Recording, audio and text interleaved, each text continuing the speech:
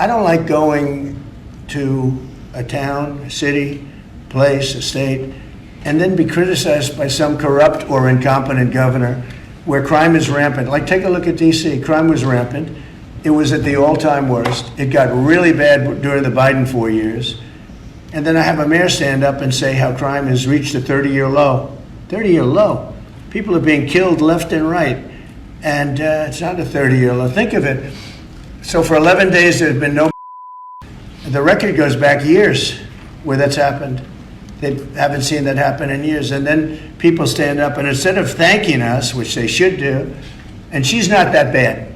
She's better than most. But, you know, you have people, I watched in Illinois, Chicago, Illinois is a disaster. I have property there. It's a disaster what's going on in Chicago.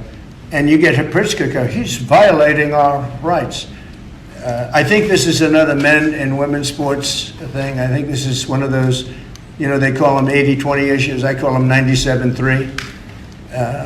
I think the Democrats better get smart. And, you know, politically, I hope they don't. But actually, in terms of love for the country, I hope they do, because it would be good to work together. Yes, Democrats are kicking and screaming because President Trump wants to clean up their lawless hellholes. They seem to be really attached to their lawless hellholes. They really don't want to give them up. It's a bizarre thing to be married to, but then again, they're also crying over Abrego Garcia, so who knows?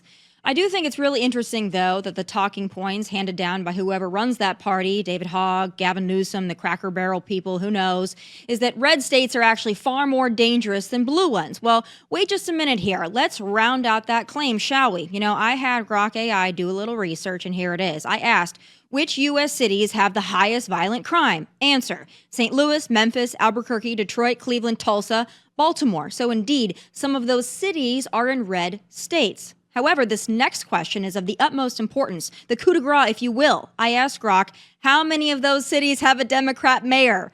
And wouldn't you know it, y'all, every friggin' one of them has a Democrat mayor, except for Detroit, which has an independent former Democrat.